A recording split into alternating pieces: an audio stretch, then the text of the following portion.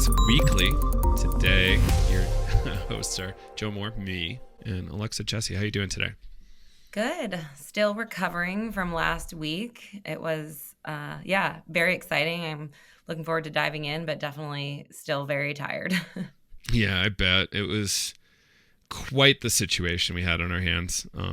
I opted for next to zero nightlife, and I think you chose a different path, right? Yes, but it's pretty mild for me. We went out 2 nights. It kind of built up as the week went on and ended up at Meow Wolf late on Thursday, which was really fun. But it was just the daytime too. I mean, we got up. I definitely wanted to show you some love at your morning show on Thursday. And it was great though. I couldn't get enough. Like I could have stayed in there a couple more days. I'm an extrovert and I loved, loved the connections. It's pretty cool. Like I had a great time. I was honestly dreading it. 'Cause it's such a big thing. There can in this field be a lot of drama, and I was just like, I think I've had enough for this year. But I got excited Tuesday morning, showed up Tuesday afternoon to get my badge, and immediately saw all sorts of friends and listeners and had a great time. So all the stress I thought I might have, like none of it was actual. Except for I had to wake up for this morning show that I agreed to do Thursday and Friday. 7:45 was the alleged start time. We started at 8, so I went from like 8 to 9. But yeah, that was quite a fun project. But I think the anxiety was more around the end of the evening, where I'm like, oh gosh, I need to be up so early. Help. Yeah. So you're not itching to do like a live morning show, Joe, and keep it going? Oh, if I could build my whole world around it, that's fine. But I do like to be up late sometimes. Mm-hmm. Yeah. So I'm sure most of our listeners are familiar, but we were just at Psychedelic Science in Denver last week, which was it the largest psychedelic conference to ever happen? Is that true? I think so. Some of the articles were like biggest ever collection of psychedelic users. I was like, well, you've got Grateful Dead, Fish, and Burning Man. Like, I don't think so. Boom Festival. I'm like, But yeah, I think explicitly like conference, 100%. And it was gigantic. I don't know. Did you? I didn't even see the art space until the final day, really. And your husband had a nice art piece in there, right? He did. Yeah, he was part of the Tribe 13 gallery. Deep Space was incredible. I definitely got in there each day. There was a tea lounge and a stage up there. Yeah, there was so much. I mean, that was kind of it was great, but also really hard. I think after day one, I was just like, okay, I can't even try to do all the things I want to do, because I would talk to someone and be like, I gotta go. I gotta be over here and over here. And it was a journey though, like in itself. You had like the first day you're kind of getting situated, and then the second day was like flow, and then day 3 just was so quick. It was it definitely left me wanting more, but I'm excited to continue all the conversations. I think it really did build community, and just seeing everyone at our booth. I mean, every time I stopped by the booth, like people were just like, oh my god, psychedelics today. Like we really have impacted the community. So kudos to you. Like it's really cool, hearing feedback from your fans, from the audience. Mostly great feedback, and if anything critical really was like really thoughtful. Yeah. Yeah. So I don't know. I mean, where do we want to start? So, we talked about the morning show. Let's just briefly, we had Julie Holland, Daniel Goldberg, and Melissa Lavasani, Tracy T. I think that was all day 1, maybe. Day 2, who did we have? Oh man, Allison Hoots. I need to pull it up because my brain is broken. We had Bob Wold and Court Wing from Clusterbusters, Remap Therapeutics. That was really cool. Because a big topic in the space right now is who has the right to administer this stuff. Like, we can take home fentanyl patches. We can't take home LSD. If LSD is proven, which it has been proven, to help with pain conditions, should patients be able to get it prescribed and take it home? And if no, why not, right? Like, the patients over at Clusterbusters have been doing this fine for decades, So like it breaks the paradigm in a really interesting way from like, oh, you can't have that. That's like allowing people to take home nuclear weapons. It's like, that's a ridiculous statement. You can buy all the fireworks in the world in Wyoming. So what? Right.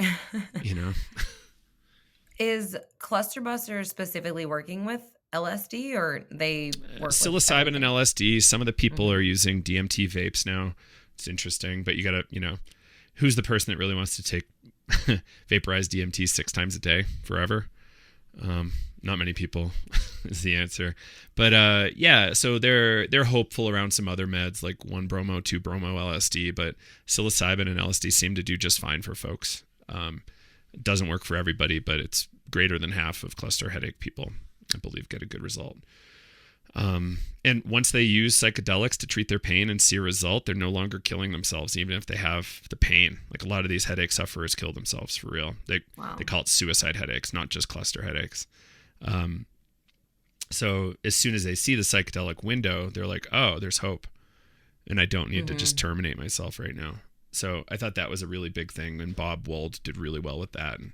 And Court Wing with his remap thing, I'm involved in that too. Like, he's so well spoken on it, and just similarly, like pain conditions, outside of headaches can really have tremendous benefit. In particular, the best data is for phantom limb pain right now, and we've seen it in studies as early as I think the 20s and 30s with mescaline, the 40s and 50s with LSD, and in Japan I think, and then I think it was post-war. Japan's probably 50s. And then, it started up again. So it's really, really an awesome situation that we have all this data. One of my favorite lines Court has, like, we don't have to prove that psychedelics are helpful for pain conditions. We have to establish that it's already been proven. And he does a really good job with the history and helping us understand that. And more contemporary data. Like there was some, I think a study out of Maastricht University in Netherlands, and they were showing that LSD micro and macro doses, I believe both of them reduced pain so they're doing a cold water immersion with their hands in like a bucket, and the test was how long could people keep their hands in. They could keep their hands in way longer under LSD. So like that's a really good indicator for pain, and it tracks with everything else we're seeing. Yeah. One thing I also wonder, just from my own experience, I, was in a really serious car accident and had a spinal injury, and I had a psilocybin just, recreational healing journey. And it was like the first time since the accident that I kind of like felt strength in my body. Like I remember being like, oh my God, I forgot like what it feels like to be strong. And like I had atrophied, I was in the hospital for a while. And it's like, after that point, I think there is like I don't know if it's a muscle memory or it's like a brain memory of remembering what that felt like, and being able to tap into that, and also being motivated to be like, I want to keep doing physical therapy and just keep working towards getting, more of that feeling. So it really is like a physical and emotional combination, that these medicines really help with. And I've talked to Court. He's incredible, like just really kind and, willing to share his knowledge. How's your pup over there? Let's pause. I'll be right back. I wanted to ask, is Court Wing is part of PPA and that project? You had a press release about Court Wing and I are both founding board members of the Psychedelic Pain Association. We did a launch of that. Before we jump over there, we had Hadass Alterman and Tommaso Barba on as well. So like Daniel, Julie, we had a really good time. We already podcasted that one, I think, on Monday or Friday last week, and that was pretty cool. Tracy T and Melissa, we talked about moms on mushrooms, and we'll get into that in a sec. Hadass Alterman, amazing attorney, super, super fun person in the space. We chatted with her about the APPA, American Psychedelic Practitioners Association, which is trying to develop standards, which it's a really complex project. So good luck, Hadass, but I want to support you too. So we'll be doing more. It's definitely ambitious. And Tommaso Barba out of Imperial College London, I think he's Italian.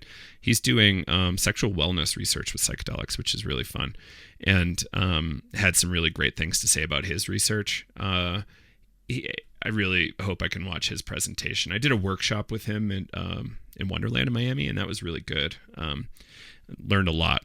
So, and Allison Hoot, who is an attorney specializing in religious law around psychedelics. Like, how do we become legitimate and legal and keep things progressing? So it's kind of the overview. We were hopeful for Carl Hart, Andrew Huberman, Melissa Etheridge, and it did not work out. Well, and co-hosted with Anne Philippi from the New Health Club. She's a podcaster, media person, and out of Berlin. And that was really fun to have both, Germany, America represented on stage as we're doing this. So it was really great. Cool. Yeah. So it was awesome. I had a great time. And so Psychedelics and Pain. So obviously something you're curious about, your personal history. Spinal cord injuries are no fun. And there was a guy in the audience, Jim Harris, who got a lot of attention. Do you know his story? You have mentioned him. He's like an extreme sports athlete, right? Yeah, he was. He's an amazing artist as well. Yeah.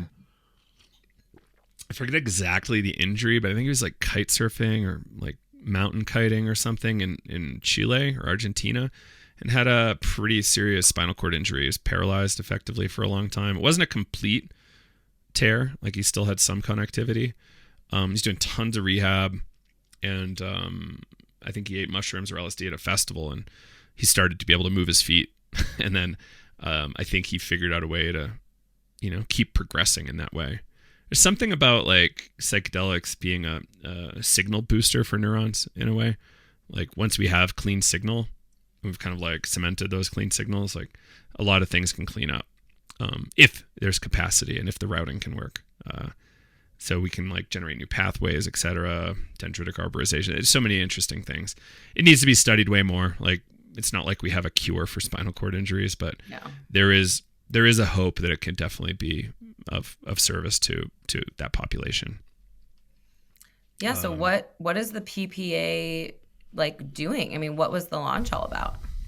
So it's a project being incubated under Clusterbusters. Thank you, Clusterbusters. And it's bringing together pain science from all over to show that, hey, this is an established, not maybe established, but a part of the psychedelic space that we really need to investigate more.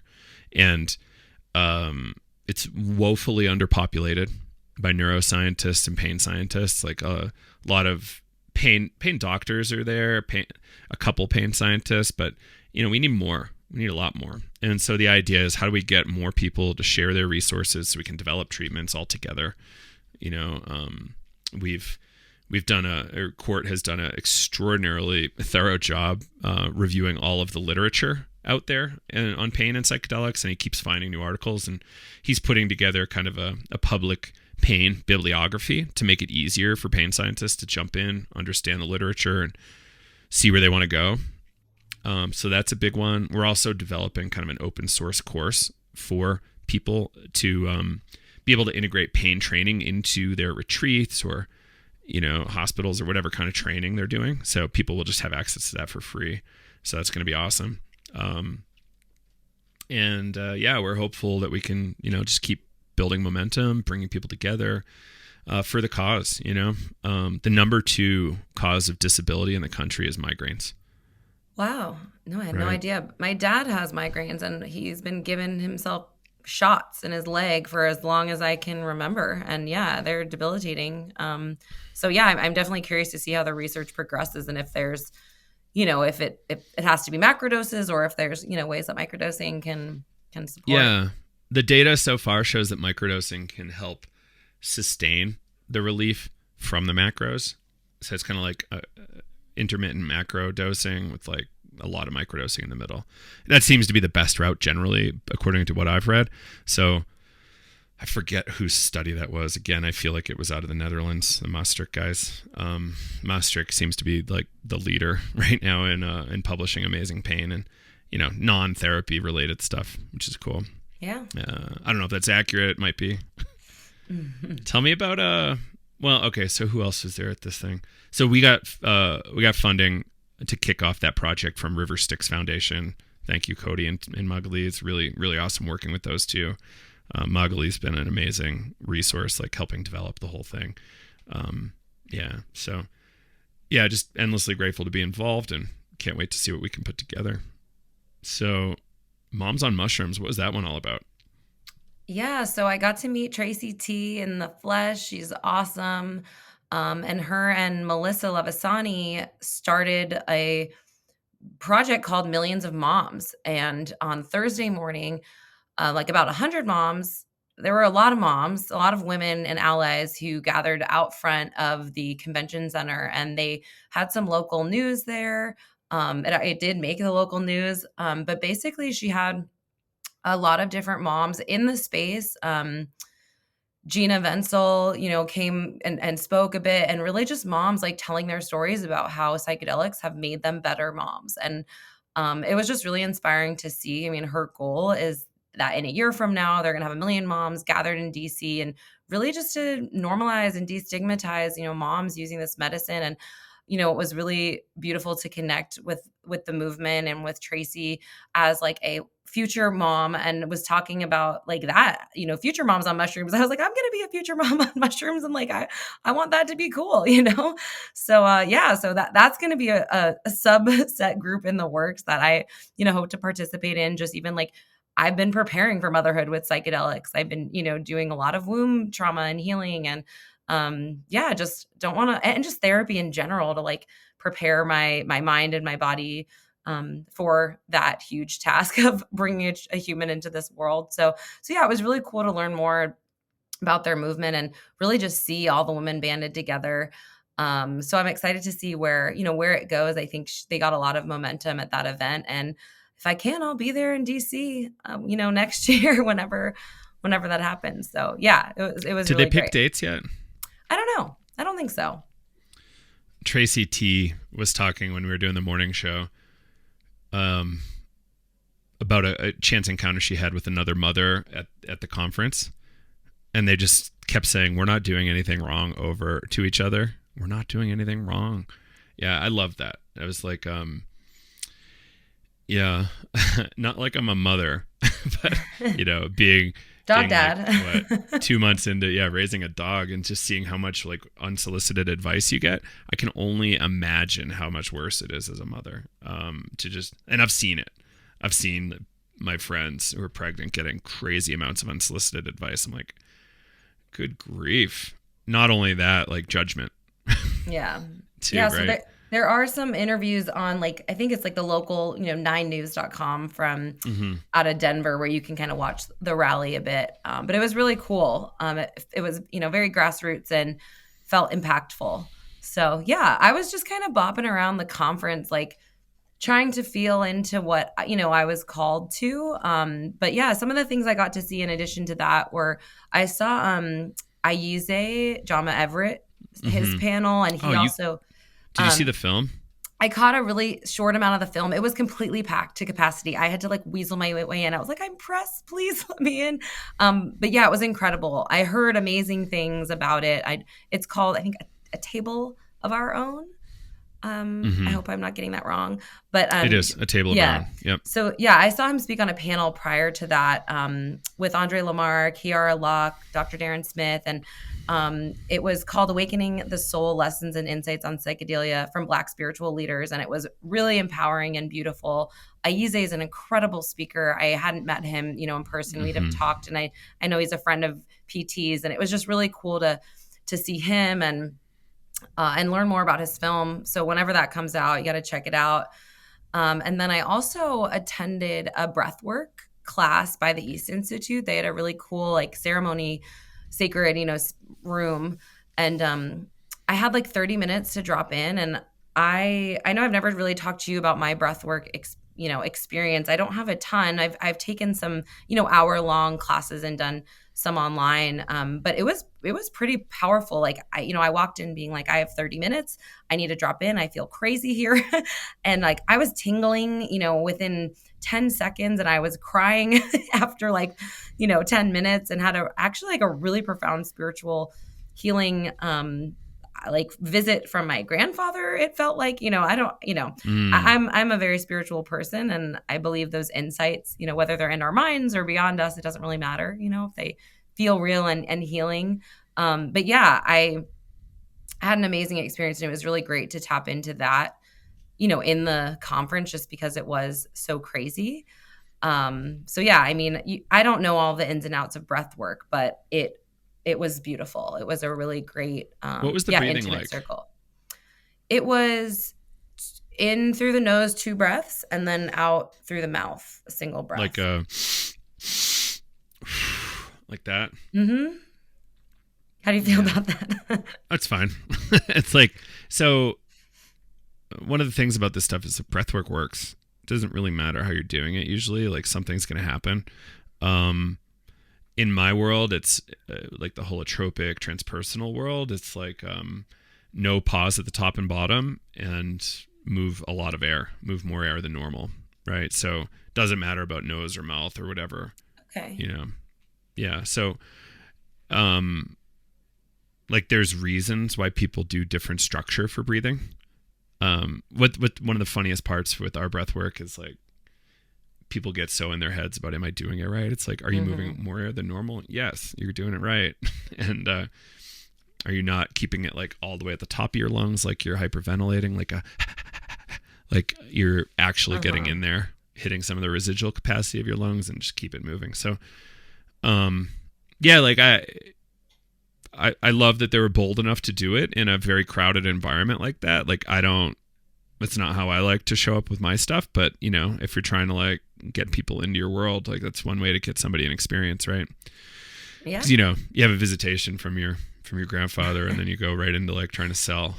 No, totally. It's so true. Actually, like, there's definitely a bit of compartmentalizing that like needs to happen. And then that's where I find, really needing to build time in for processing and integration. Like, I'm not even sure I probably did that, but it's hard to, right? Yeah. Yeah. So I just did a 5-day breathwork retreat and bodywork training in Vermont, and like 5 days to me is like just barely scratching the surface. It sucks, but it's like, that's what our world allows us, right? So yeah. Well, I'm glad that worked for you, and I'm glad you felt some relief. And I think ancestor contact, however that happens, is always important. So that's pretty cool. Yeah, no, it was cool. Do you find, I mean, is that pretty typical for people to like feel physical benefits so quickly, or is it because I have like done breath work before that, do you think it's benefit easier? Or you're just having sensations? I mean, I think there was definitely benefit. I mean, it got stuff moving. I was like crying like a lot. So, I mean, it was definitely beneficial. I'm just curious if people, if that happens on like a first time, or if, so you call it carpopedal muscle spasms. That's like the technical term. Like, call it tetany. It's like the term I prefer to use. Tetany. So it's just like, kind of stuff's getting tight and spasming a little bit. And it's related to blood pH and, O2 sat and a few things like that. And it can happen in your lips. It can happen in your feet. It can happen like all the way up your arms. I got it for years and years and years. So I'm no stranger to like the weird sensations from it. And sometimes paralysis, right? Like, that can be a little spooky. So we always try to like tell people ahead of time it can happen, and that we know how to fix it, and it will go away naturally, even if we don't intervene. Like, I like to say those things. So like, yeah, totally. I think, getting into a state change when you're maybe not in a state you want to be in, like, always good. Like, how do you interrupt your state and create a new one? Like, it's a big deal. Breathwork can do that. That's awesome. Yeah. So my biggest experience, and I think I've done one workshop that was only an hour. And you said this was like 30 minutes of breathing, maybe? I dipped out because I had to bop around more, but it would have been an hour long. Yeah. Well, that's cool. So usually it's a 3-hour session plus. Like my biggest, longest one was like 5 hours, and I was in it hard for 5 hours. Really? Yeah, like quite harrowing, quite powerful, like, as potent an experience as I've ever had. Yeah, dealing with all my frustrations with the world in a session. It's fascinating. And yeah, it was a pivotal moment in my world. So that all came from breath work. Wow. Yeah. Do you typically have like similar to a psychedelic journey where there's like a lot of facilitators in relation to the number of, people receiving the experience? A lot is questionable. So like for a group of 14 people, we'd want 2 facilitators Okay. and maybe an additional support person. And we do sitter breather pairs, right? So somebody's sitting for a breather. Okay. Yeah. Wow. And it's that all happened because Stan Groff hurt his back. He's like, how do I do this workshop? Oh, let's just pair them up. And it turns out it was even better than like the original form, where it just like everybody's lying in a circle, heads in the middle, and they just do it for 15 minutes until somebody pops, and then everybody watches that person. And this is far more inclusive, far more interesting than that. And yeah, I think it's one of the better developments in the space for sure. Awesome. Yeah. Well, worth noting as we're talking about breath work. July 28th, we're doing a transpersonal breathwork retreat. It's part of our Vital program that everybody's invited to in River Mountain, Pennsylvania. And we'll have some links in the show notes, or just come over to Psychedelics Today. We'll have it on the website under events. But yeah, we're doing transpersonal breathwork. We have some really beautiful rooms, like really, really awesome meals, it looks like to me. And I think, farm to table meals. That's cool. There's hiking. I think there's a river. We're going to be doing daily yoga, intuitive movement, and functional movement. Like think CrossFit, but way lighter. Imagine if you didn't, feel injured at the end of the day. It's like just people love moving together in the morning. Like I was doing this with like a local gym recently, and it was just so nice to like be with people in the morning, like warming up my body and getting exercise was super nice. And we did this in our Costa Rica retreat, and everybody went. I think everybody went but Kyle, because Kyle was like a little tired and had to like facilitate breath work. So he's like, I need to go easy. Yeah. And it includes round trip travel from BWI. I think, is that the main Baltimore airport, BWI? It's pretty close to Baltimore. And I was just going to say, I actually went to school in Pennsylvania. It is beautiful in like, I'm assuming it's kind of in the country or the mountains. I know it's not like in any major city, but yeah, it's super beautiful over there. So yeah, that's incredible. And it was also really amazing. We actually met some students at the conference. And I mean, I had never met really, anyone, but I did meet some that are, going to the breathwork retreat. But also it was just great. We had, I don't know, maybe 40, 50 people together at Lounge Kashom on Wednesday. And that was amazing. Everyone's doing such incredible work, and like their previous work, and just hearing some stories. We'll actually be sharing some of their stories about like how they ended up with Psychedelics Today and on this path. And it really is so inspiring, the diverse pool of people who are, coming together.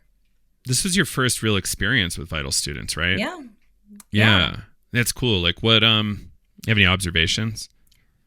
Yeah. Like it was just awesome. I mean, I really connected with them, and they really feel like they're part of our family and community. And it was really cool to just see that, like how much they love the program already, and meeting, grads who are out in the world, like who had booze and are doing real work in the industry. Yeah. And just like making some friends. I mean, some rad chicks that are like, really just, it's interesting. I mean, everyone, it seems, is here because of their own personal healing, which is probably the most inspiring. It's why I'm here. We heal with the medicine, and then we're like, wait, we need to make this accessible. We need to have a bigger impact. And so it's awesome that people are, feeling called to you and to Kyle and to David and just to the whole team. And it was awesome to meet Diego. I had never, met Diego on our team. And yeah. All the way from Australia. It was awesome. Yeah. It was awesome. And like that note he sent today, just how incredible it was for him, to be with the team. We had like most of the team there, and everyone was just all hands on, and including, the Vital team. They're they're really like just so excited to learn and to continue to grow. So yeah, that was a really special night, having everyone together. It was really cool. I really loved it. I got to connect with some old friends from like Last Vital, and a lot of new folks. It was really great. And just being able to drop in for a couple hours is super cool. Right. Loved it. So Vital students, thank you. Can't wait to do more. I hope we can do plenty. And I don't really want to stop. I want to keep meeting you all and seeing how we can support you more. Yeah, definitely. Love it. And just like quick shout, to the lounge, Kashom, Philip Wolf for producing this really beautiful private space. We had a couple of events throughout the week. It was awesome just to having that intimate space to connect with our community and take a break from the craziness of the conference. But should we dive into some news that like went mainstream from Denver? Yeah. Let's talk about that wild movie we watched first. Okay. So I just watched this film yesterday. What was it called? Do you remember? Open Up. Yeah, by Caitlin Fury. Sorry, Caitlin. But people should watch it. I don't want to do too many spoilers, but it's ketamine's used so casually. Do you see this in the Bay? It's maybe a little overused. Yeah, no, definitely. And it's interestingly, I feel like it has been correlated with the psychedelic movement and like ketamine therapy becoming more mainstream, just seeing ketamine become more around at like parties where I just never, or in like festivals where I never really saw it before. It seems like it's kind of replacing cocaine, maybe. I don't know. That's kind of how I've. Well, from a kind of, yeah. I'm seeing that too. It's definitely everywhere in Colorado, and maybe that's a good thing. That's replacing cocaine. So my biggest issue with cocaine, and people should, if they choose to use it, great, whatever. But understand that there's a lot of blood in the supply chain. A lot of people get hurt in the cocaine trade, and just know that there's some issues there. So if you're a cocaine enthusiast, work towards legalization so that stuff can go away, that we need the violence to end. And then we can worry about health after that. But cocaine, like ketamine, there's minimal violence in that trade from what I understand. That said, there are potential medical risks. Like a friend of mine used it 3 or 4 times nasally and had severe bladder issues for a while. Really? Years. Yeah. And wow. I don't know if you know this, but one of the major issues with ketamine is bladder complications, like crystallization or some sort of damage to bladders, and sometimes requiring surgery. The amount of use people would need to be doing to require surgery is usually really heavy, and it would look like addiction. And that's kind of what this film is talking about, is kind of addiction with ketamine. And, people treat it so casually that addiction's not real in this category. So maybe we don't need to have any worries about ketamine, right? When perhaps we should have some worries about it. Yeah. I think what was interesting, was the main character. I mean, it's like a 30-minute film on YouTube. We'll, link it in the show notes, and it's definitely worth checking out. It was pretty dark, and it disturbing, but I thought in a well done way, because it was relatable. Those people who are like, well, ketamine is helping with, PTSD and anxiety, so it's my medicine. There's a lot of that in the spiritual kind of part of the movement, even of people that are like, this is my medicine. And I mean, I say that all the time with cannabis, it is my medicine. And it's at what point does that become addiction? How, is it how you're using it? Is it an intention? Is it the amount you're using it? It's not a very helpful term, right? Addiction. It's it means a lot of things. Yeah. So we've got to be really specific, right? Harmful. Anything can be an addiction. Yeah. From French fries to comic books to video games to porn to sex to anything else. There's so many things you can get addicted to that aren't necessarily categorized as addictive agents, right? Your cell phone. Yeah. But then there's the chemical dependency and that kind of thing.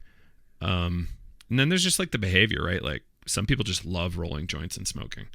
And if like the rolling the joints and smoking a joint was out of the equation, they're like far less interested. They're like, I'm into this for the whole ritual of it. And that's a fascinating structure. But yeah, like ketamine can be addictive. Like I remember calling it a couple of years ago, the addictive psychedelic. I'm still very pro ketamine, everybody. I still think you should be able to buy it in a store if you choose to. But we should have some education, right? Like, how do we take breaks? You know, how long of a break do we need to take to make sure our bodies are safe? This feeds into my whole theory around drug rotation. Like, if we're really into drugs that maybe you shouldn't be doing every day or every month even, like, how do you develop like a suite of use cases, substances that you like to use that can be used in place of that? So you avoid chemical dependence, you avoid like the habit dependence, all that kind of stuff. And, you know, what are the additional harms beyond bladder issues? Obviously, similar to nitrous oxide, you can fall down. Right. I was actually, no spoilers here, but I was typing that down at one point, and then it happened. Oh, yeah. I can see into the future. But yeah, like people fall down and get hurt. Like that's in holotropic breath work. Like you try not to let people stand up because they can fall over. And the biggest risk from passing out is that you fall over and hit your head or something, or hurt your hip or whatever it is. So, you know, if you're using, make sure you're in a place where you can't really fall from, you know, never use alone. If you're getting into injection, like be really fucking safe. Like there's a lot of risks, bloodborne pathogens, all this stuff can go in. And I think needles really freak people out. I don't know. What's your feeling around needles? You know, it's interesting. I was just thinking about that, you know, part of the film and like just how the kind of like chasing the high, this like escalation where it's like, okay, that was cool. Let me try the next extreme way to consume this, you know, and I've definitely not felt a calling. I'm not a fan of needles in general, but I did just finish ketamine infusion therapy. You know, I had 4 weeks of therapy, and I had also tried it at home through a telehealth and had completely different experiences. And so I really do think that having someone there who is trained is like just is vital, truly, especially for someone who's new. Like I had never had experience with ketamine. So it's interesting because in terms of like, yeah, I really liked the injection. If we're just talking about the feeling, like, yeah, it felt really good. Like it's but you awesome. Wanted some level of safety there. Yeah, I don't think I could do that. I wouldn't want to do that for myself. I really liked having Dr. Sarah Herman, you know, with me. She's amazing. She's in the Bay. You might get to meet her in a couple weeks. And yeah, just being talked through like what to expect and like titrated up with the dose. But you know, I was very intentional going into that experience, and I could definitely see people who are in a more recreational setting or even just really desperate, you know, who want to like really get the benefits and feeling like maybe oral or nasal isn't enough. Yeah, I think a warning there is important. Yeah. And again, there's ways to mitigate all the risk, folks, if you're going to go that way. I don't want us to be the moral police telling you what you should and should not do, but try your best to be safe so you set the stage for future safe use for folks.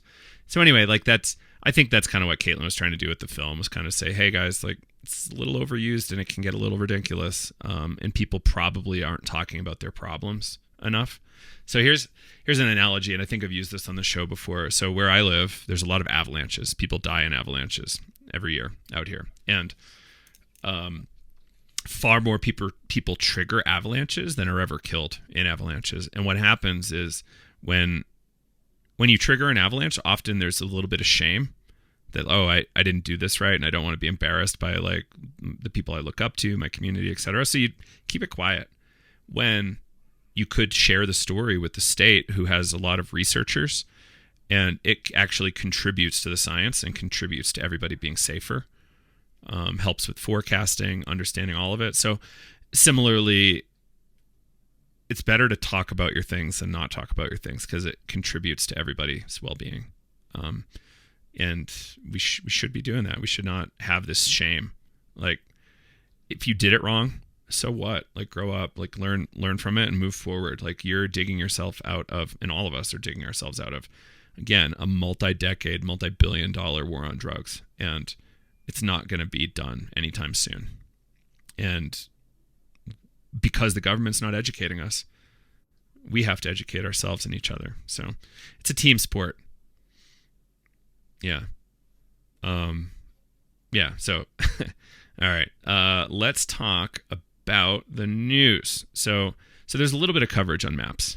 So, I thought the stuff with Aaron Rodgers was interesting. From what I understand, he's a little QAnon-ish. I'm not 100% sure on that, but that's what I've been told. Like, sorry, Aaron, if that's misinformation, but I've chosen not to talk about him because of that.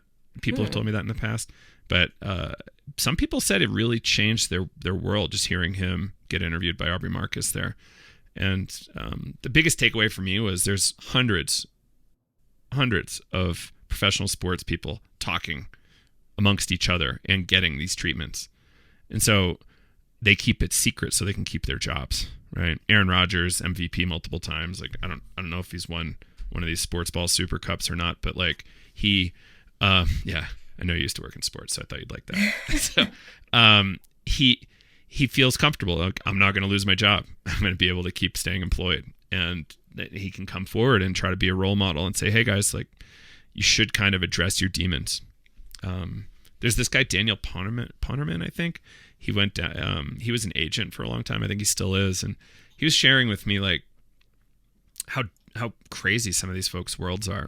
You come up really poor. The only way out is sports. So you work hard as hell. And then you only care about sports and money because that's what your programming is. You're saving your whole community through being really great at sports, right? Yeah, well, allegedly. And then it stops. And then what's next? You don't have that money. You don't have that attention. You don't have the ego stroking constantly. And what do? So you've got to really kind of develop yourself as an adult, after the age of 24 or 30 or whenever people are retiring from these different sports. It's a lot. But did you see the Aaron Rodgers talk? I didn't, but my uncle sent me the New York Times article that morning, and I was like, that to me is what is important about, him being there, when there was a lot of critique about that he was the keynote with all these incredible people in the movement. But the reality is for normalization and for education, for mainstream adoption of just of this medicine, having him on the cover of the New York Post, they're not going to put us on the cover of the New York Post talking about this, Unfortunately, maybe one day, Joe. But yeah, no. So I thought it was cool. Unfortunately, missed it. There was so much going on. I would have loved to catch it. But I saw exactly 0 talks. Yeah, exactly. I caught a handful, but I heard it was great. I mean, I think one thing I heard that was very interesting is him saying that he had his best season ever, to date, after his work with plant medicine, his off season where he, sat with ayahuasca. And that's pretty freaking powerful when you have someone who's late in their career and, has their best season. And that's where he was I need to talk about this. He felt it was directly related to probably all the work he did, not just physical, on his physical body, just spiritually, what he let go of. And so, yeah, I thought that was pretty cool. And I think overall I'm okay, with him getting the spotlight. I heard it was a bit bro-y, so it could have been cool. Let's get some females in, with Aubrey athletes Marcus, of course. Yeah. Yeah. Totally. Right. There's so many female athletes that could have spoken to it. I guess, why him? He's so fucking famous. Yeah. And he has the privilege to not worry about losing his job or going to jail. Mm-hmm. So it's it's going to be 2 white men up there. Yeah. And I know the name, even though I don't watch sports. Right. Right. How many, there's a handful, Serena Williams and stuff. Let's hope she's going to start drinking and she can share. Right. Yes. I don't know many athletes that are mainstream, right? I'm niche, skate and snow and stuff, but whatever. Mm-hmm. So, I thought that was impressive. I thought the coverage mostly was good. I loved, I got featured on that NPR article, an NPR reporter linked up with us and recorded me. I think I actually made it on the radio as well. Some friends up here in Summit County, Colorado, said I was on the radio, which is cool. Awesome. Yeah, and the quote was kind of fun. It's we're here, we're not afraid to be here, and we're not going away, even though there's so much diversity in our movement. That was fun. So thank you to NPR for having me. And I guess there was somebody like Wonder Bags was like the head photo on the NPR thing. Is that right? Yeah. Zach Kind of like a grow Dorset. bag company. I chatted with him last week, and so there was a lot of companies like this that I was noticing, but selling, mushroom grow starter kits. His doesn't have any psilocybin in it, so they're able to sell. And I talked to a couple of these companies, and it seems like it's kind of probably only in Colorado, right? That seems like a state law thing. I don't know. It's all a bit fuzzy. I've grown a lot when you put the thing in the place that it can grow. That's when you start to break the law. So like spores are legal for federal law. State law here in Colorado, it's a little tricky. I think that's a little more gray. I think that might actually be okay, because if it was injected moments before you bought it or received it, there is no actual psilocybin transfer in like terms of a financial transaction. Or maybe they inject it after. So, who knows? I think it has something to do with like your intention. If you're like, this is for research purposes only, then you're good. No. Like the feds don't care. They'll lock anybody up. So like the Colorado state, though, it's like the laws are around restricting transactions around actual psilocybin. If you have 3.5 grams of mushrooms and I take $20 and give it to you, and that happens, like that's when you break the law. If you just give it to me, it's fine. But if there's no psilocybin in the thing, there's nothing at the state level I think you can get charged with. I'm not a lawyer, everybody. Always get your own lawyer. And lawyers, unfortunately, are a little expensive. But yeah, it's definitely an interesting topic. And I loved how many grow bags there were. I actually saw a lot of cubensis mushrooms there. Did you see a few? Yeah, no, I did. I mean, I'm more inspired to just grow functional mushrooms. I eat so many freaking mushrooms, and I like plants. And, I'm definitely got to tap these guys, because they typically, that you can grow any mushrooms in their bags. I think my one criticism, or I'm learning this, is they're grown in these plastic bags, and then you just toss the plastic. It's like, we're growing these plants, fungus, that are like so good in all the ways, but yet we're growing them like you have to be so isolated, but it's just a ton of waste. So I don't know, just a shout out to any scientists out there who can invent like a more sustainable way to home grow mushrooms. Right. And, worth noting too, like it's all about incremental improvement in my world. Like if you look at any 30-day supply of supplements, the amount of plastic that comes with that is pretty horrible. And sometimes it's mylar, and mylar does not go away ever. No. That's like hundreds of thousands of years, I think. So we can keep doing better with packaging and trying to figure out how to make it compostable or reusable or whatever it is. I think that's really important. And, wouldn't it be cool if you could go to like the bulk herb section at Whole Foods and just buy straight up cannabis there out of the bulk container, so you don't have to get plastic or whatever else? Like, there's a lot of improvement we can do. Yeah. I always love just, consumers have the power. So I don't know that I'll be buying any of those like plastic home grow kits. There were some companies that have these like kind of like insulated containers as well that are a bit more high tech, like I'm starting to see on the market. So they're more expensive, obviously, but I think they're reusable. So anyway, but you can make your own kit, and you can make it all reusable stuff. Like you can sterilize ball jars, or what is it? Mama's jelly or jams. It's like the cans kind of like slope like this, or the glass slopes like this, and you can reuse the lids. I've used those plenty of times to grow. There is always going to be a little bit of waste. Like you're always using fossil fuels for the most part to make it all happen. Sometimes there's aluminum foil that needs to go away, but there's ways. I would suggest you start. Maybe go visit our friend James from Haight Street Shroom Shop next time you're in the Haight. He's been doing grow lessons there forever, and he's got all the culture you need. Yeah, he's got everything you need, actually. Perfect. I'll hit him up. Yeah, and it's nice to keep it all San Francisco. Yeah. And, I loved how kind of open people were with it. All of it, really. It seems like things changed. Yeah. No, and I bumped into Dave, the founder of Zydor. Oh. He also, you got to chat with him, and we got to get him on the show. He's doing some really crazy stuff, but he's talking all about concentration of psilocybin, in in the testing versus just like plant matter overall. That's, I don't know, that's a whole nother realm of conversation, but just about dosing. And he was showing me all these charts about how different strains, like you don't know how much psilocybin is in a mushroom until you test that specific mushroom. And even in the same batch, it's different than another one. So anyway, he's got some really interesting stuff going on, but like, it was really cool just like wandering around and bumping into, people like that who, I've seen around and just making like deeper, more personal connections. It didn't actually feel super professional. Like everyone was just hugging and friendly. It felt and really social. Yeah. Which was lovely. Yeah. And I love that. So many people I like and I don't necessarily want to talk business with. So that was really cool. So, to your point about testing, some people sorted that out years and years ago. And this is kind of how I sorted it out as well. You take a large amount of these things, grind it up, homogenize it, and then you can have more consistent dosing.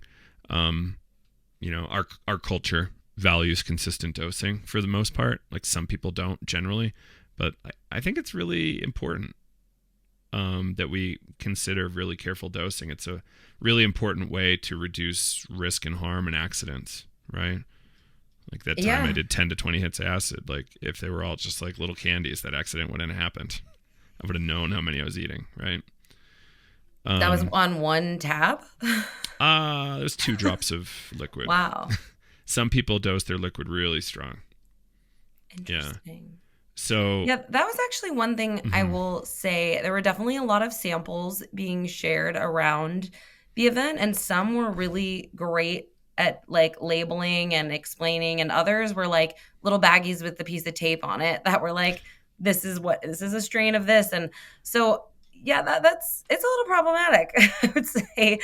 I think a lot of people, not in the industry, there were a ton of just normal consumers. And actually, I'm really glad I'm remembering this because I wanted to talk to you about this, but I met someone who she was disabled from an overdose 2 years ago and that she survived. And I just want to like put a pin in this because it's something that I don't think we really talk about. What substance, and do you know the dose? It was cocaine. She thought was cocaine that was laced with fentanyl. She was missing for 2 days. Her partner, who was also with her, found her in the ER, and she was unconscious in a coma for 10 days and severe brain injury. I mean, she was having really trouble your breathing speaking. gets so suppressed, like my thinking, and I'm not a doctor, so I'm not trying to diagnose. Yeah, like you start losing functionality after a while. This is why people should have Narcan. They should never use alone, and, test your drugs. Like if she used a fentanyl test strip, that might not have happened. Yeah, it was just really incredible just to be, at an event and then, this woman painfully opening up about why she was there, that they actually are hopeful that psychedelics can help with her recovery and like regaining, physical and brain functionality. But it was heartbreaking. I mean, we, just we're in thank God she survived. Yeah, like, no, thank God. Most people die. Right. Well, but I'm curious, like, what about people who do survive? Like, I never thought about that. It's like you hear all about the deaths, and it's like, what is this quality of life for, survivors? So anyway, it was just if we're really talking fentanyl, like in oxygen deprivation, like how do we treat that? Hyperbarics, so like higher concentration of O2 through pressure, air pressure. You could theoretically come up with some sort of psychedelic regimen to increase, actually heal brain damage and, nerve damage system wide, like a Stamets stack, but maybe like rotating the drug, the active like psychedelic, maybe a number of macros. There was this professional athlete. I saw his brain scans before and after.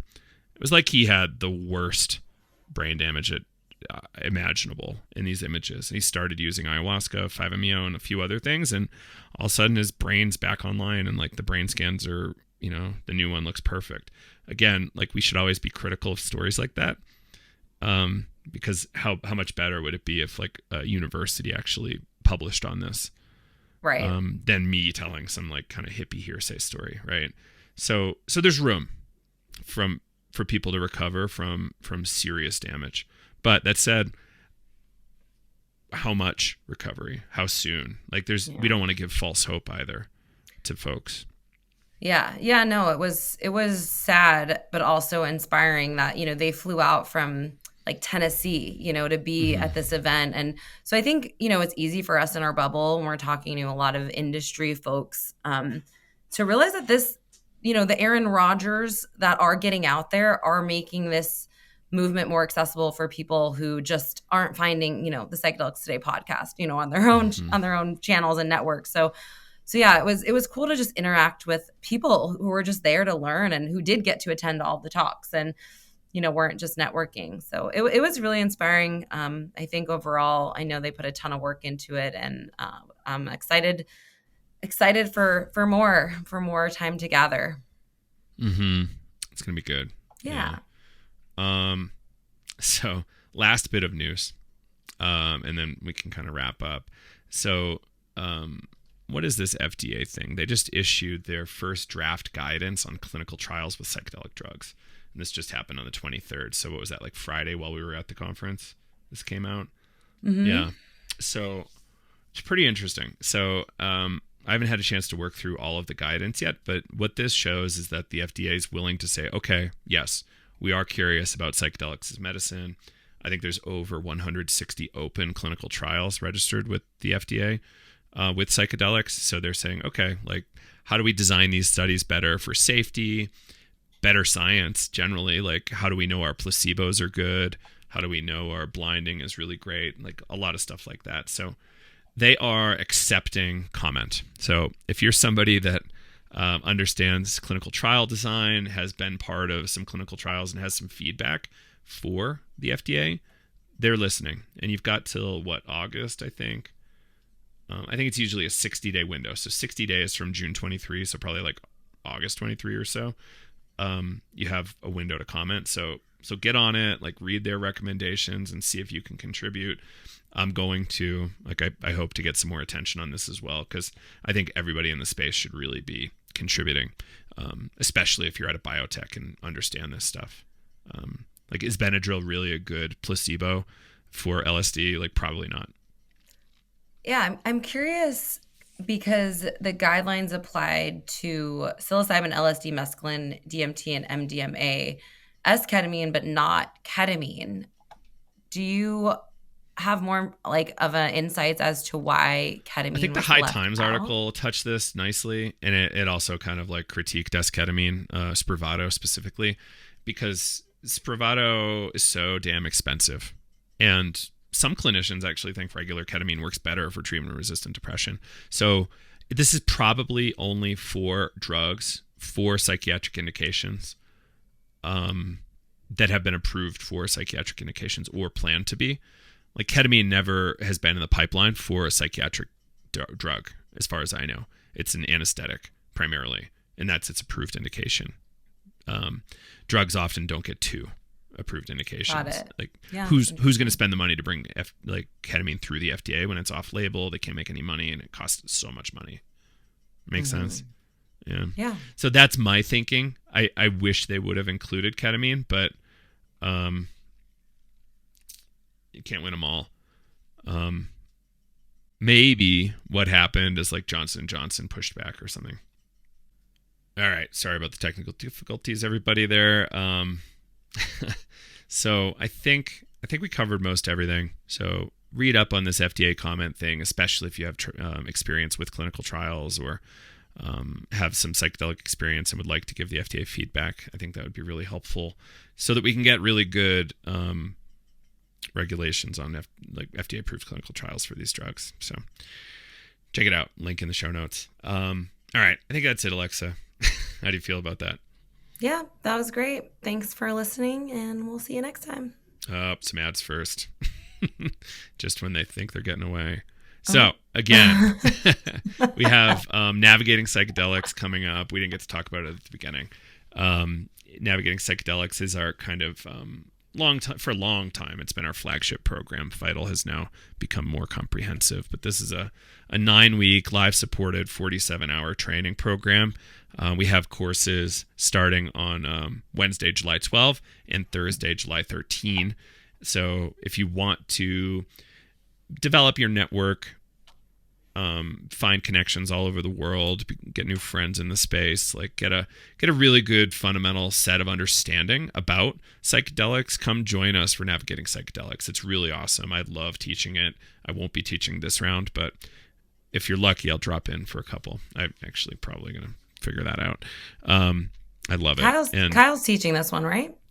Yeah. Mm-hmm. Kyle will teach it. Awesome. There's going to be some really cool guest teachers. So right now we have Kyle, David Trapkin from the team, Diego Pinzon from the team, Courtney Barnes, a really wonderful attorney in the space, Angie Leak, a therapist, and somebody that spent some time at CIAS. I think she's also completed the MAPS training, somatic experiencing, etc. And this amazing depth psychologist, Dr. Ito Cohen. I really love him. He's so great. And only wish I could be there for the whole thing. But we've been teaching this for years and years and years. Everybody from, yoga coaches to anesthesiologists to psychiatrists to, interested business people show up and get a really good understanding of a broad spectrum of the space. I do love that. If you want to learn more, info at psychedelicstoday.com or psychedelicstoday.com, you can learn about our education offerings. So check it out. Just click education or events and you'll find your way there. And then finally, breathwork. So again, we're doing a breathwork retreat in a gorgeous part of Pennsylvania. It's kind of like probably the shortest city is like Baltimore and DC, but it's somewhat in between Pittsburgh and Harrisburg, close to the Maryland border, I believe. So looks super pretty. It's going to be amazing out there. Wish I could go. And if you have the inclination, check it out.